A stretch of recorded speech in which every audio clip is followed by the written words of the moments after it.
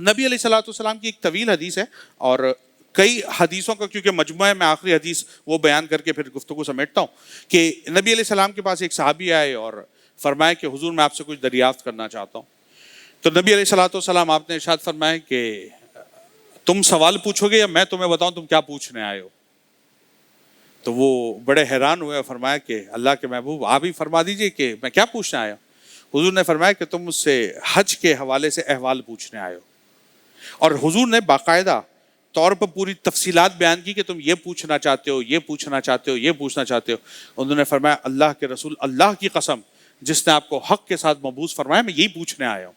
تو نبی علیہ الصلوۃ والسلام نے جو جواب دیا وہ ہمارے موضوع سے متعلق ہے، وہ عرض کرتا ہوں. حضور نے فرمایا کہ جب تو بیت الحرام کے قصد سے گھر سے نکلے گا تو اونٹ کے ہر قدم رکھنے اور ہر قدم اٹھانے پر تیرے لیے ایک نیکی کو لکھا جائے گا، اور فرمایا کہ تیری خطا اس کو مٹا دیا جائے گا. اور طواف کے بعد جب تو 2 رکعتیں ادا کرے گا تو تجھے ایسے ہی اجر و ثواب ملے گا جیسے اولاد اسماعیل سے کسی نے کسی غلام کو آزاد کر دیا ہو. یعنی حضرت اسماعیل علیہ السلام کی اولاد میں سے کسی نے کسی غلام کو آزاد کر دیا ہو. پھر حضور نے فرمایا کہ جب تم صفا اور مروہ کے درمیان سعی کرو گے تو یہ سعی کرنا 70 غلاموں کو آزاد کرنے کے برابر تمہیں اجر و ثواب دینے والا ہوگا. پھر حضور نے فرمایا تم عرفہ میں قیام کرو گے، ٹھیک ہے، اور اللہ عز و جل آسمان دنیا کی طرف خاص تجلی اس دن فرمایا کرتا ہے، تو تمہارے ساتھ ملائکہ وہ اس دن آئیں گے اور تم سے ملاقات کریں گے، اور پھر اللہ فرمائے گا کہ میرے بندے دور دور سے پراگندہ سر یعنی میلے سر کے ساتھ میری رحمت کے امیدوار ہو کر حاضر ہوئے ہیں. اگر تمہارے گناہ ریتی کے دانوں کے برابر یعنی مٹی کے